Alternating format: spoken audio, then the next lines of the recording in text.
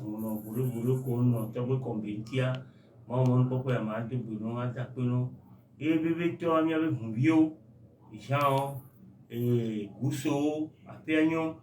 ame kole de tri yo so do gbeda Honoré Jérémie Kudeto wabe tato kele ni kuisa mi de buno mi ono burosi echa okure ba pe yin so a togbo mamo woti birani ene chi won yi ebe magba to won popo ate adi adogbe ni huno kunake ke le gboyin fún ki ko no gboyin togbo agba ti ono pataki ko gbe no ti keke kwa nduguno togbo hunpe togbo ayi togbo kojo bowire amo ko gbe mi no sa me so keke dogbe da kaka ke ngbo be mi aso lambe awo la que mi la so yin agboku gboko mi wi so le 24 donc 25 kasara ka ke mi wa voya 31 premier a mi ma solo ni mi la sola ya ve la sola yin egbe samedi lo alo so dimanche mi a sola do mi matin sola le vendredi ji la yin gbe 6 ans ke la ba afokuko to ba ke bo wa mi asu ke la hen dagbe ba ni mi so le me la gbe no me la yo so anyi mato e so pa te be nya la hen dagbe ba na mi ni ya so le asanwoji to bo ne wa ma gba gbon be ame fore uno fore pastor fada gangan bebe to a ma gba support ya so dare ni limamu malamo Mohamed mdogbe no keke Azim Salam o pata keke ojo no ntinyi so ke ngbo ojobe oje dogbera donc nda pe no Alpha Kudo Alaji o keke nkugbe no ntinyi to we community kwa nda pe no pata keke yemi le bio na mesiana mesia me keke nkenti mi ona lekere nu oro kafra epe am pere yin no na bebere na miu wake yobo se doctor me na mi chami ko na milene bebere do epe ale ni Capricorn no bepe bodo ni mato to bepe yin donc anele ni nia mi chami ko ne mi so dora gbera abio cheche abio na mesi abio maje adogbera ne mi ate so do pe me ba he la gbera ko yin bara ke mi po mi dange boronti le pe o wa me ba pole yi ko la yin nuya ne ba no epe ya mfumi ba he dagbe ba ndeko ke mi la sola wa ba sun cheche ba zu dagbe enu ke la yin gbegble la do mpona mia aya ne pole yo le mi wa lo nti ne pole yo le mi wa hodo ne pole yo le mi wa fotoko ne mi a po fafa mi a po maje mi a po cheche lo e to ko gbere le be ya na yin ke gbere eyo to ko mi da pe no ka kwa to ya ti a mi ba me pepe edem prophète edem ko onu egbe ayin grand mage edem weson yo akwe loko fonro mfonire akwe amere o mi fon togbo maman amisia mi non le yo be prophète edem voir prophète edem do va le blond c'est on benya ça y est jojo me benya atoga me benya kuto wa mto le blond Yesu Christ benya wade le ke wo hona nya wado prophète nyatepe opoa aloma globe mi poa ameko po Yesu pe wo trivio a wo wo yo na be mage wo ni nkala wo po hihia wo po Yesu be wo tria enu ya nti ni bo wi amede be propheta gba ngba o ya ni so blema nu kala amegansi nu pola iyo na be nyaglodi la ni si o be gbe alo anglais o be gbe mi va le yo nu kala le be prophète nu ke chakana mo video won o bune ko si be yo propheta fe be ele Yesu be koklote a nu kaka joko kengbo Yesu va donc amegansi nous kala dinu me pola so me pola yo na be prophète le anglais o be egbemi donc ano le se bo be prophète edem ku onu le gbro jojo me be nya le kpra mo le o be jojo me alo be de ko nu gbo a ngba o ya na me di pepe o egbe enu mo popo mate de me be awo Majua, we dang be, we 3 days in Ojifio. Majo to manemia, o manyan to chambo bo di yesu de pepe na hospital wasiolu. To no le se maja, wanyabe bobomeo, jojomeo, nutilameo, wabenunya, e fofuda me liba me obo. Enyo, nous doit prendre haka, midje et payer à me beleyi 1er janvier 2022. Non, ça 20, on sort 22, ça quoi. Mais la porte 2 à me temps les 2 à me temps. À me temps les mais. Et y'a un d'assaut là, tombe comme vous bossez à ne bailler mais n'a mis n'y a pas la venade. Les n'y a me beto, mi la no pe, à peu fait brave vos fait à me. Y'a bedo la tche, n'y a pas le vinu la bien, n'y a pas un couillon, bah bien, l'homme y a non vion et les goumba le mondio. Les milano agbeado, que mi jepe à me fiare. Les qui ont la power du prophète dem, alors grand mage. D'après les mia bébé biata, et béni le premier 22 2022. Quel est ni 8 chiffres et ni bêtisi 1 1 2 0 2 2. Quel est ni chiffre 8 quel est pour beaucoup l'équilibre ndi pour le bois. Équilibre à l'équilibre à tes secondes les. Quel est les pépé qui les bébés qui a me pas liqué.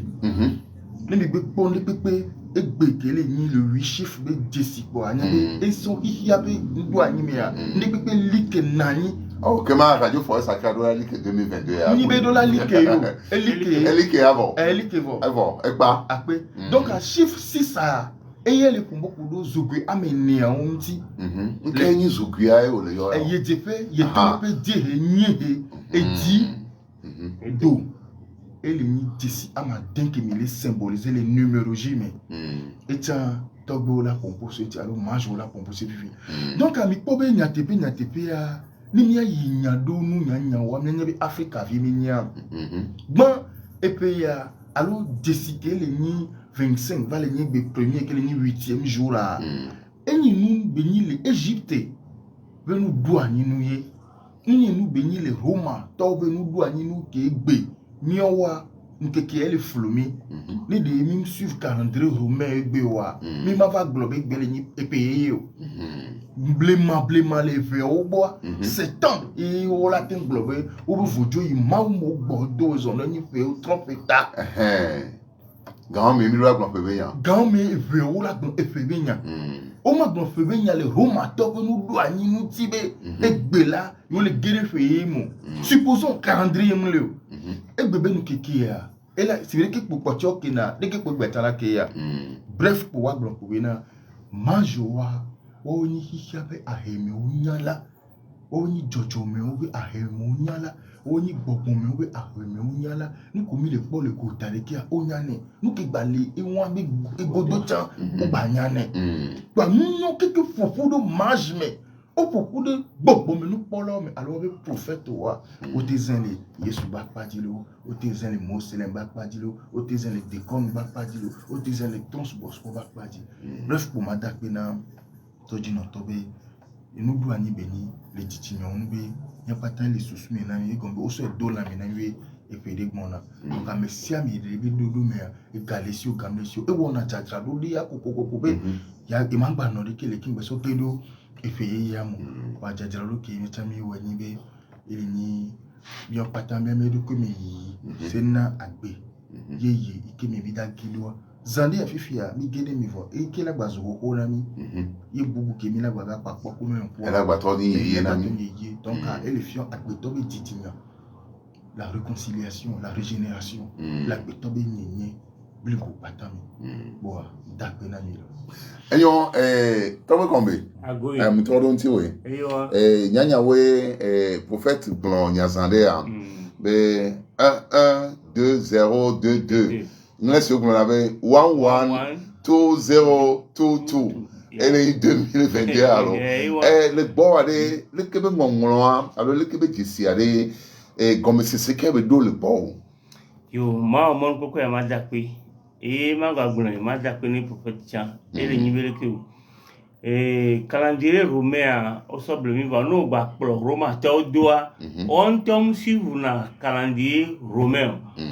o gba ba tro pro na mi to no e mi to bo to do pro na to mi to bo we trio kana et no kan wetria ne mi so azan be mi aro e ne mi ade mi po a o no po si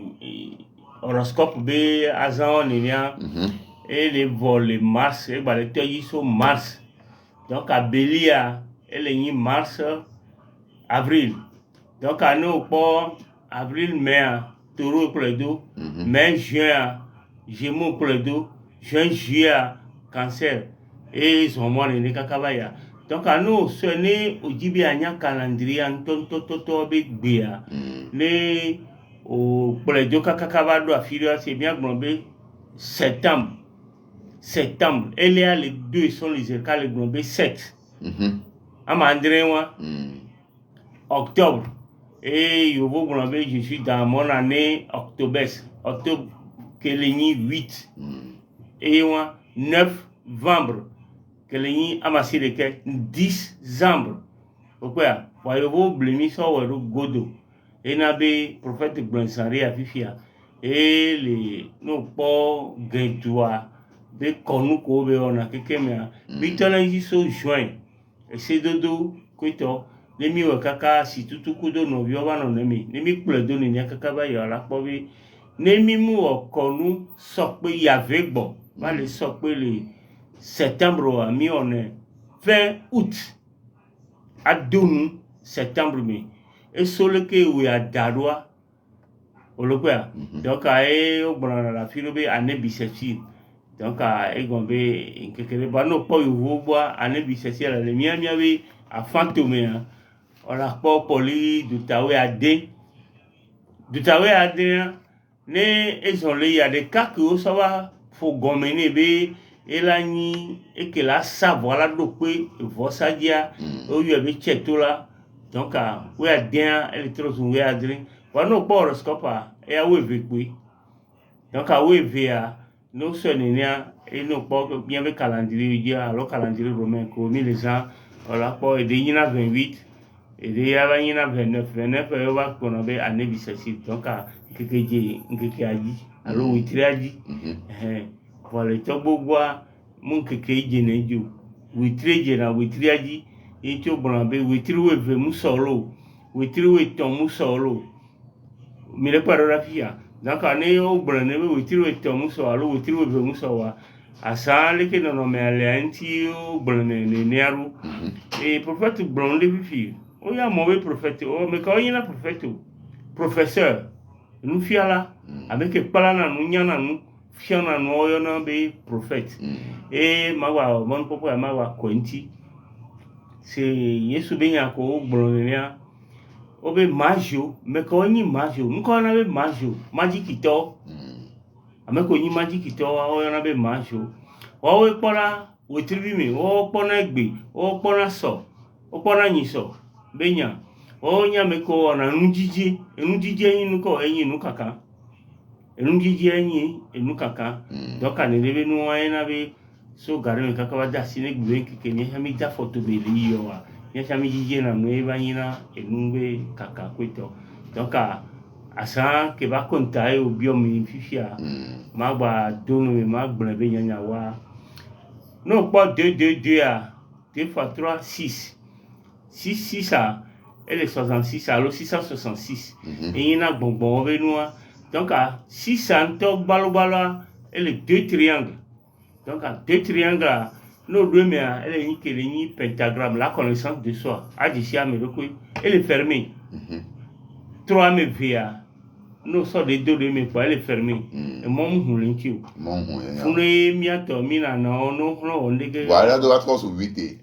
et ba do va ngona 8 et puis que va la ngona 8 le mi ja ba ja ni donc à quel nenia et un va paya et va 8 elle est 2 carrés 2 fois 4 8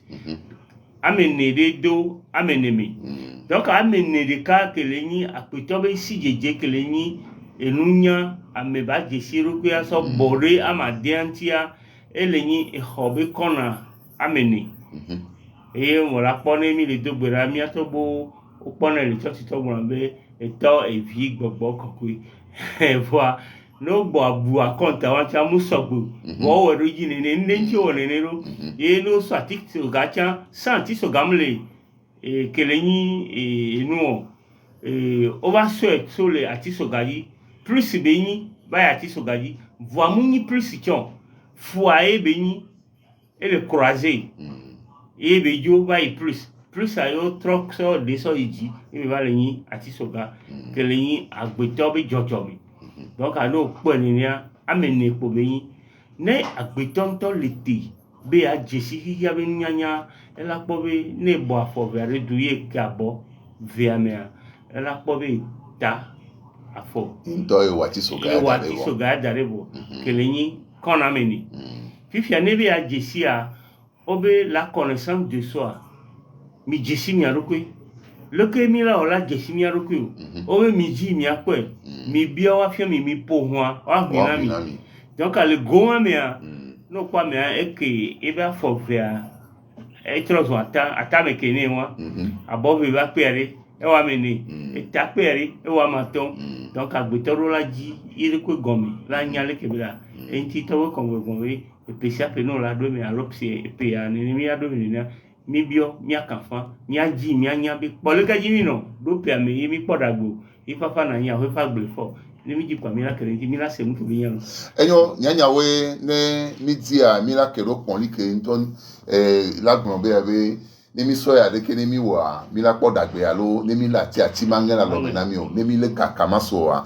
prophet ejejia mi gbona be pe gbona wale mi aba gbe nke ko me a mi aba wo no keke ekoruduwe nu fogbalo mi la po a mi du ko le mi ason li ko mi le zon mi le du ko mi aba wo no keke ekoruduwe be ni vo na gbe to la je pe yeye me a tratado ko nto e be je pe do la o kin bola je pe yeye me kaka mi aba yin e pe gbe do to ni mi no no ni mi do enu kele tantina mi a e blondo ko du ko ni hihia non me ke me agbe to do la no do agbe mi le 1er janvier a egbe yo a me sia me ton pe gbe do le no via so ka menu ge me mi ton bandi o se le lo a me petaro po la fiafio amo ba le fio so mo no akaka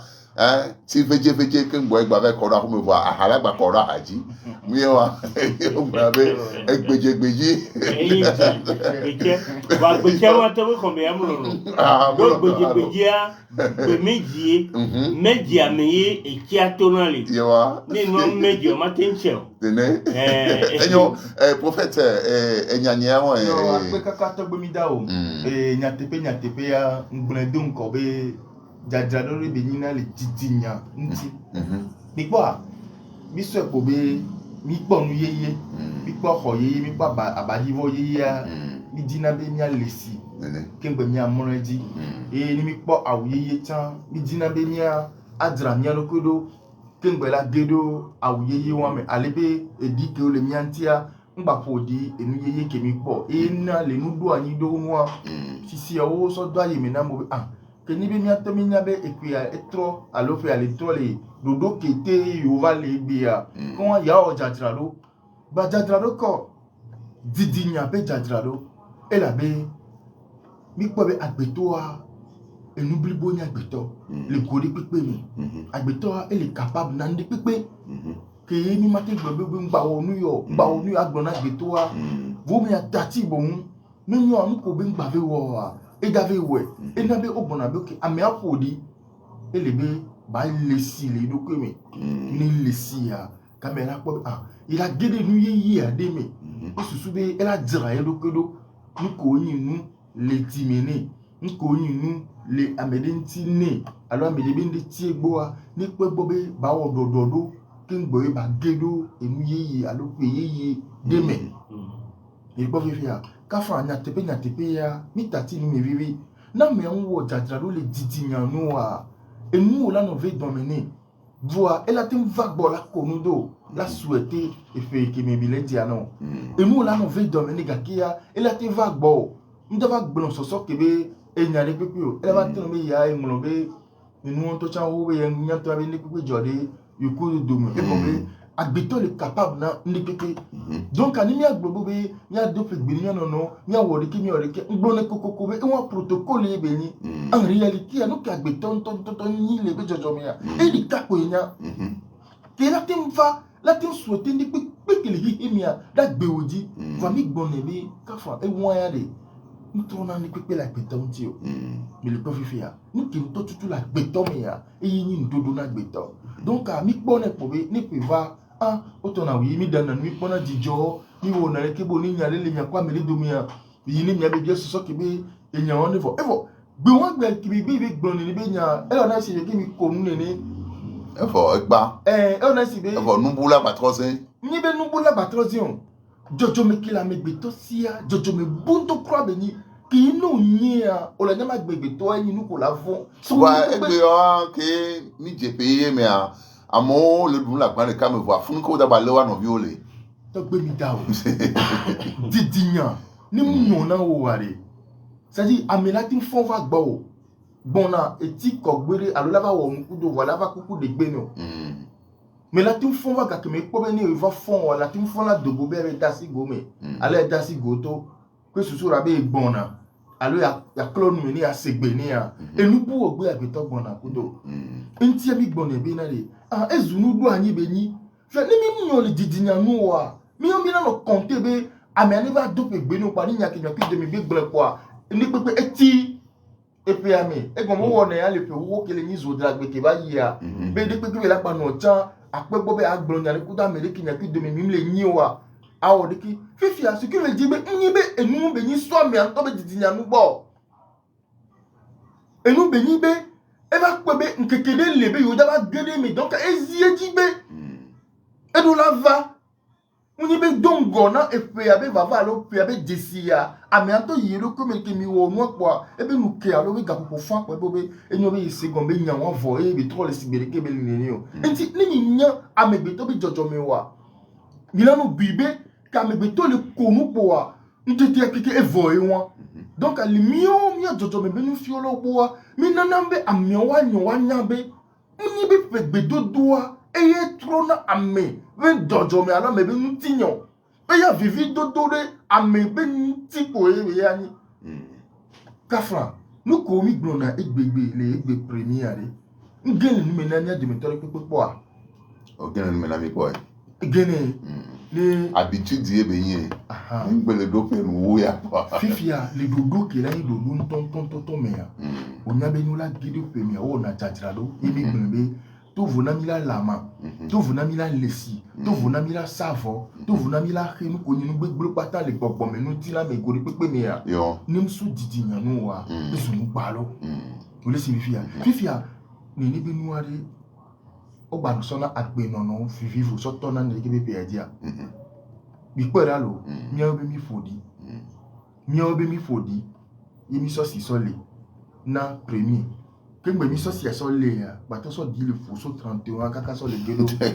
premier est-ce que amewa didinya ke bom le pour la me agbeto le conscient fifia yi ba nyambe gena le pays me kwa hanu mo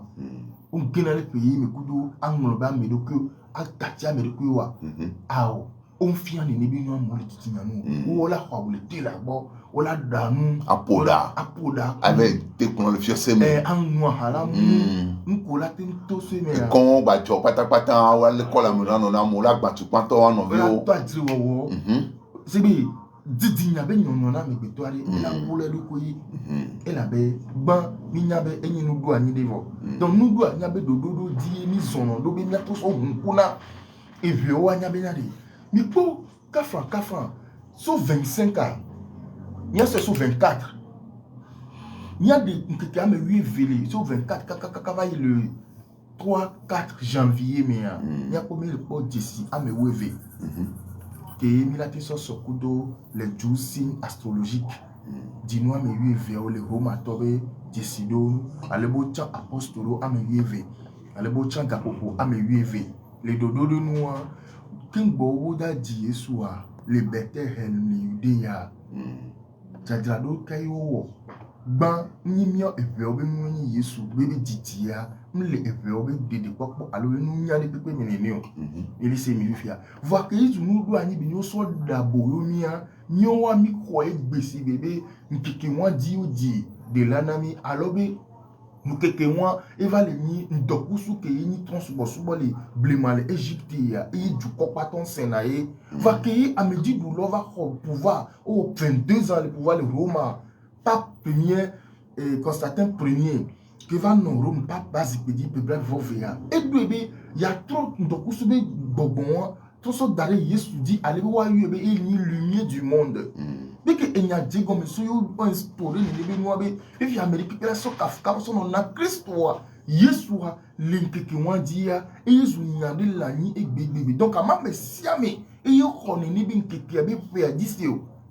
voani game adoa amiskonya ni bia imedia okona be nkeke wi via ele pour ko de gbogbo ame we ve ko le pro tru kikenti. Donc, on zana agaya kaya kaya. On donne à moi mais nous on gogo na nyumu. On wona nous kela ni nous edi popo be nous si bereke bezo dragbe kafan. Nka mo ina so dragbe na no. E no to le so dragbe fi ko be wune nu le.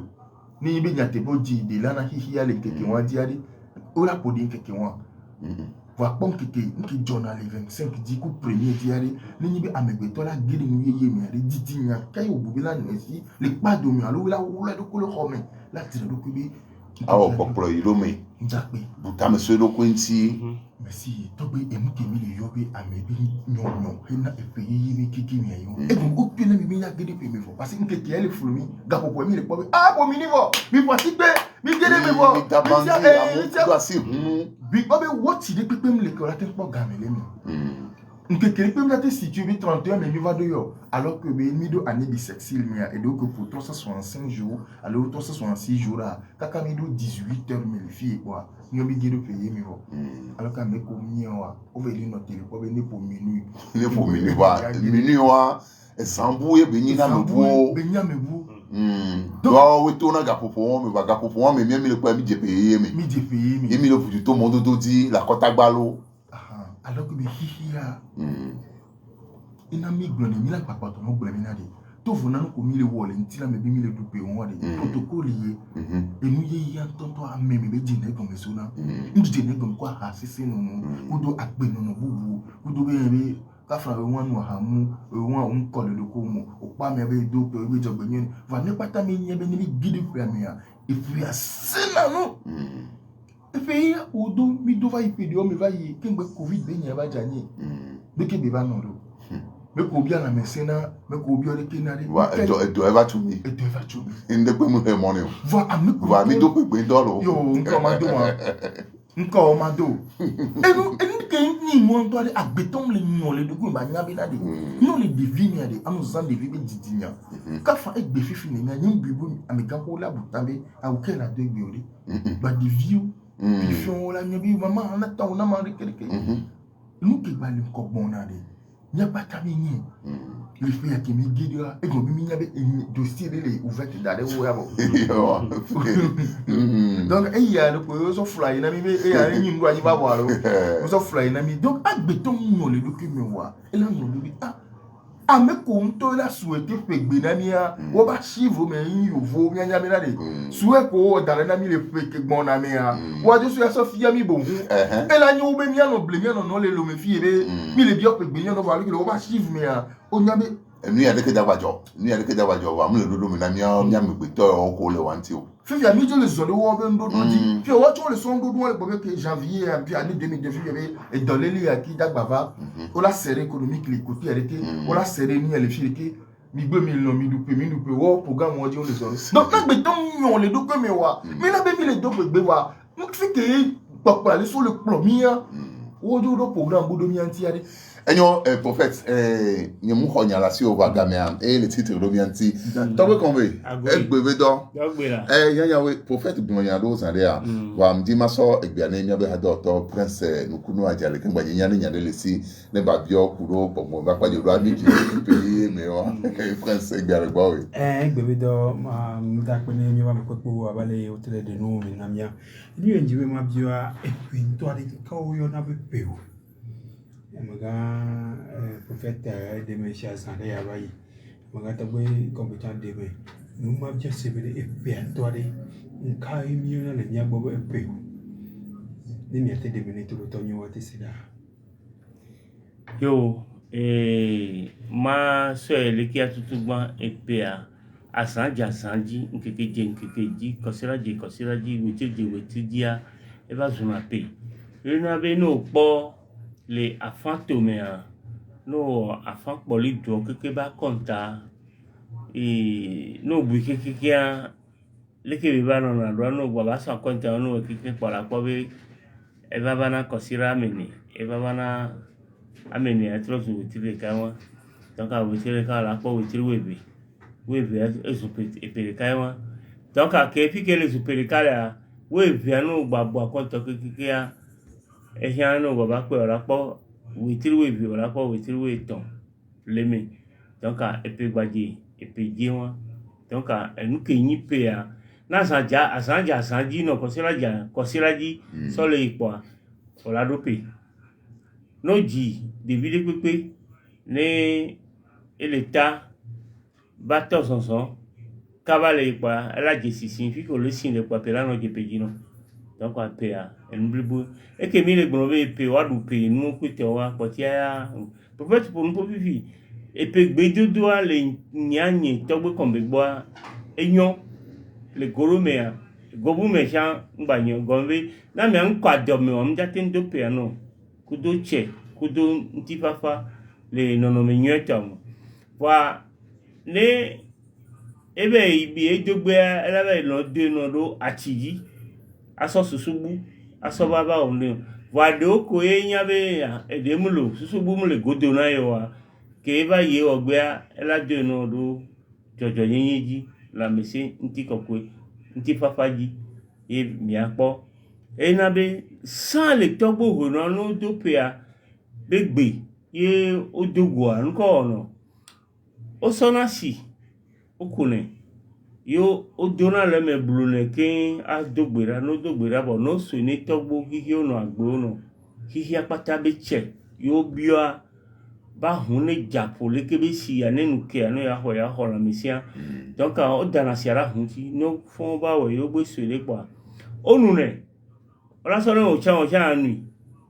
americano gome potia la be atogbo nyato yin ta mi so tana mi bo mi o mi nui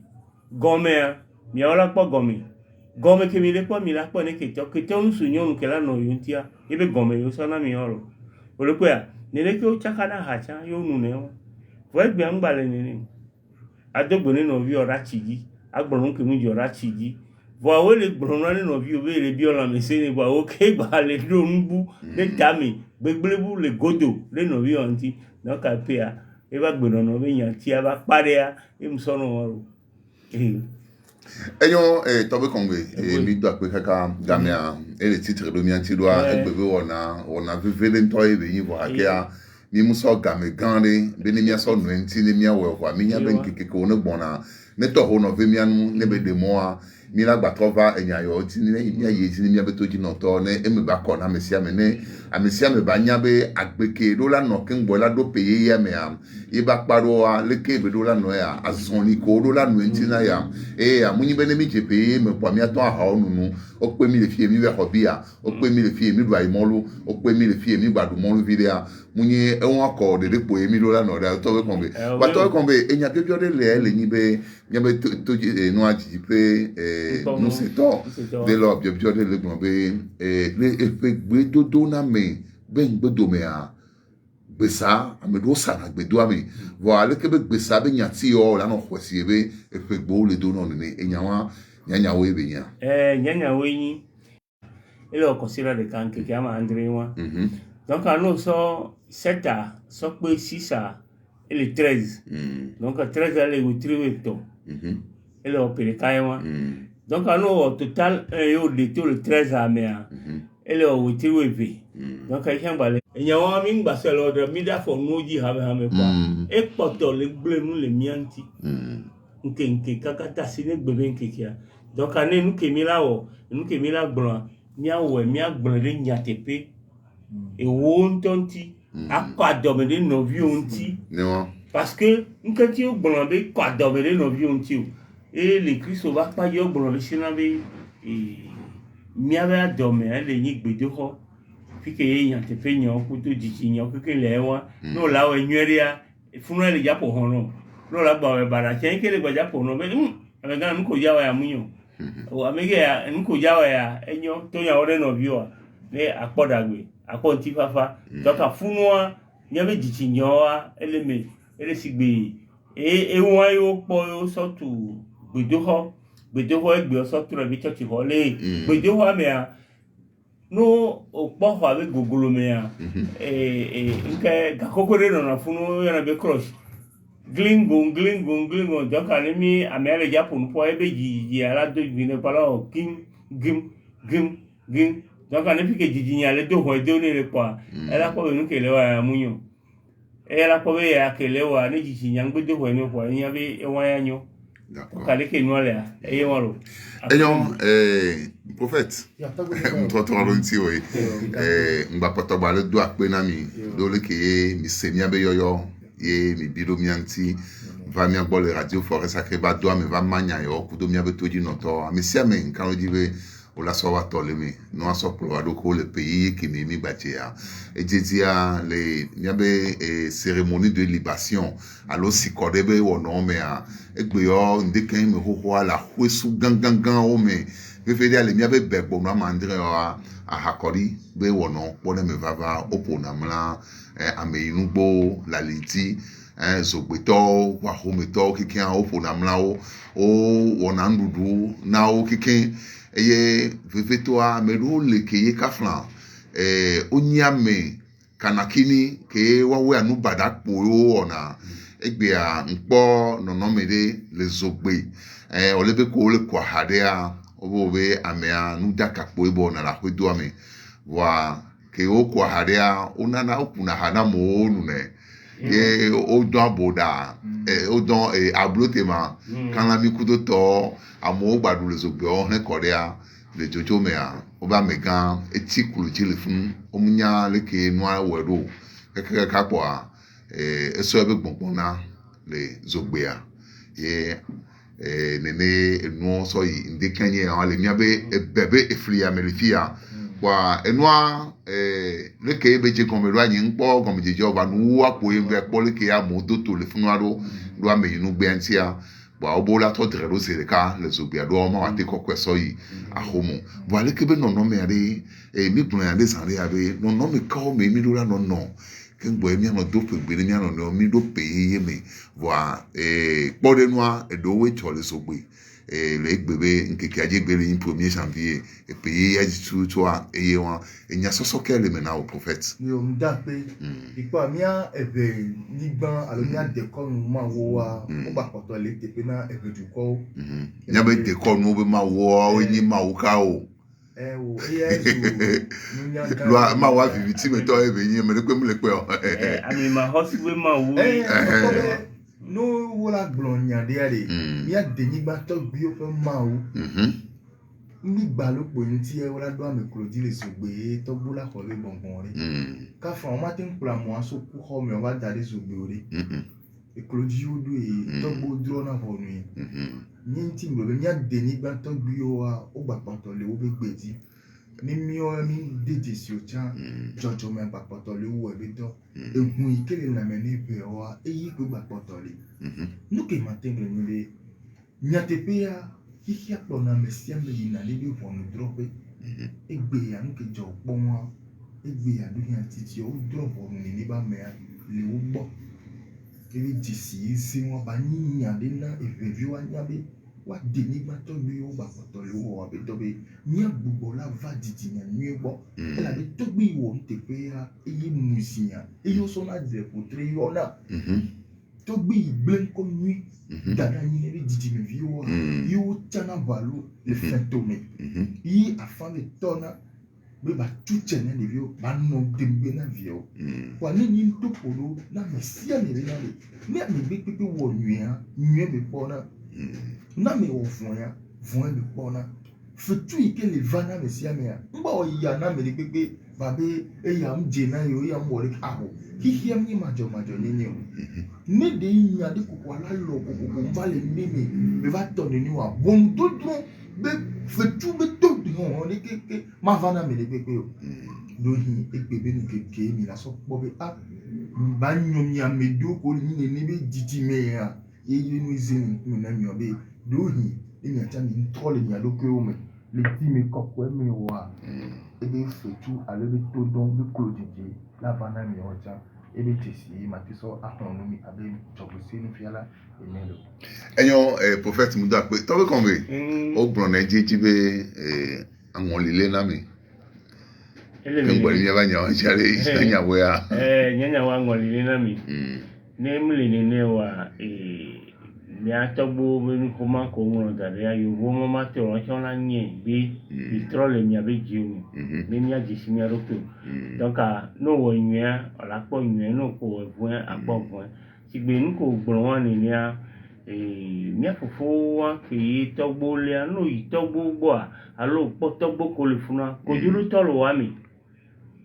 bo ko le wa mi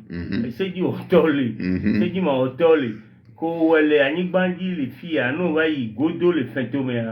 o to no be le ke si ale ai ko ba ya ra so se sopo ola de hon na so fion no gbe pepo ra yan ya e ya fun e ya yan e na be no pa lo fia no so apo lo rika no kemi le ke ola po be e ya me ko e yin yan no wele ke a ke le godo a e yin fun donc a fun ku yin e na ba me le pe le be jejo me a e fun ku yin ji ai beson donc le funwa togbo le na mi le nwe o mi o gba le na mi le ifo o mi no we nwe ola po nwe no we bada ola po bada je ko funwa alomi atonwa ke be yan yo so gade fifi wa nke wo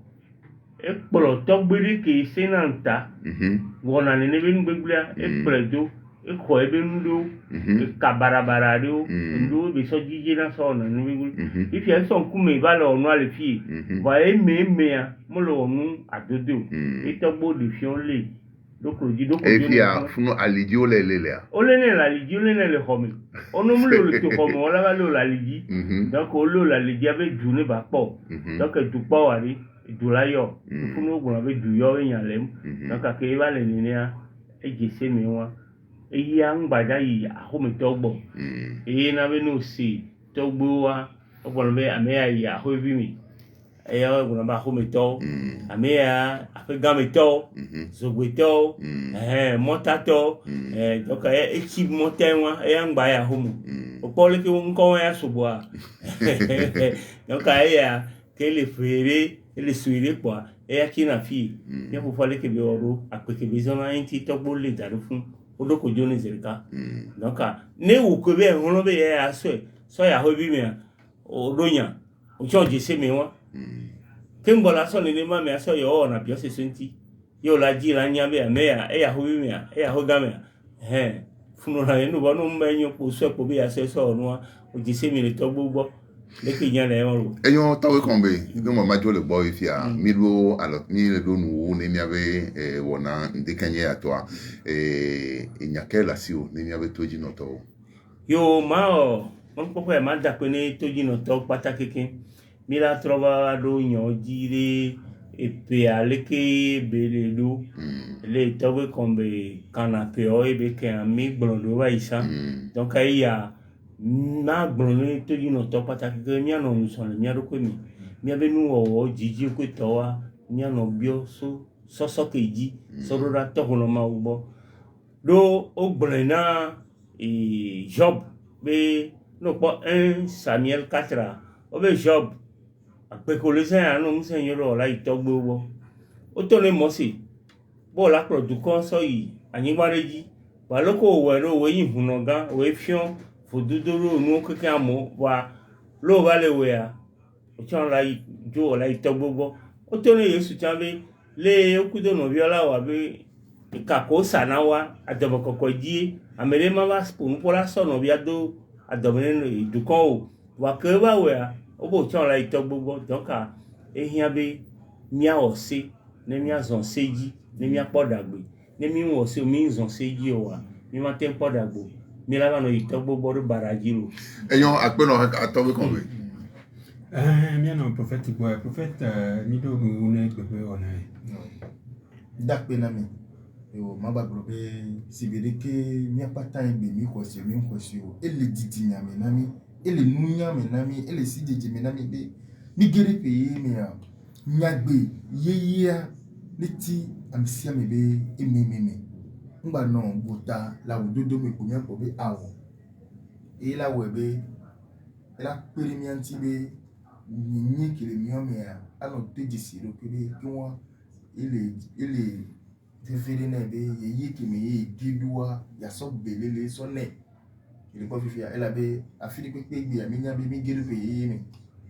nke be la nebo ma nebo ame o munyo ga ke ya yeyi ni wa ni ti amele pepe mi ni gbe ike ma te so na jukwa ko le se mi mi ko le radio forêt sacrée ka popo mbina me pe ma ngono bebe enu yeyi mi kikin yole blolo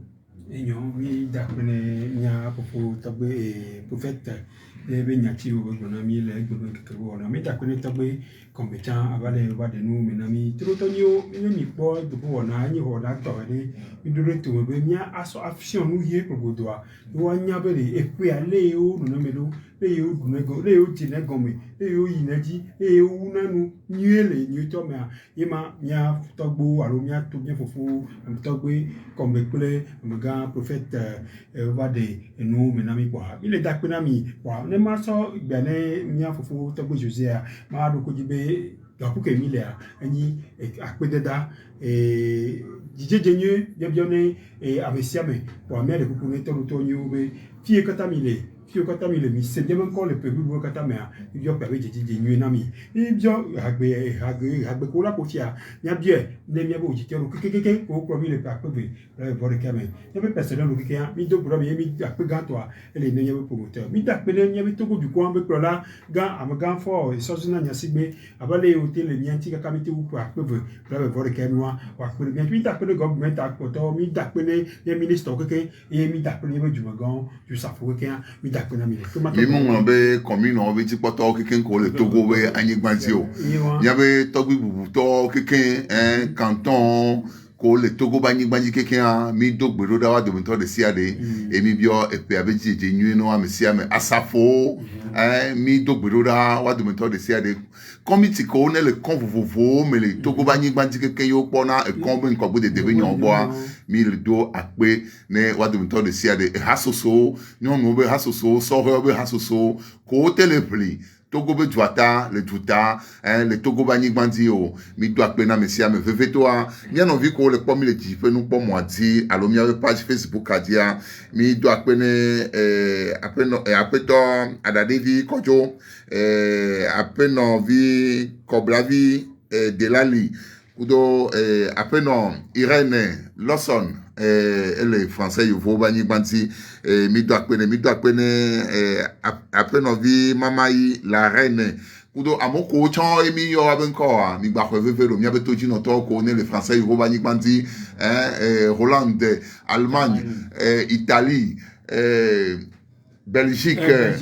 Portugal, Suisse, mi do egberoda mi adon to de sia de mi do akpenami ndekanye atwa mi ado ala tene lo fi erekia mi le bio azamboko na mi adon to de sia de la dans de modo pe asil ekpedo mi anti 3 sila dans de modo pe anti emite semi abenko yentoa oyona mbe togbe José jipola mfo na kobo ima prince ajale enyo mi agbon be egbebe nkekea ne jijina me sia me mi ado azan nyere bokolo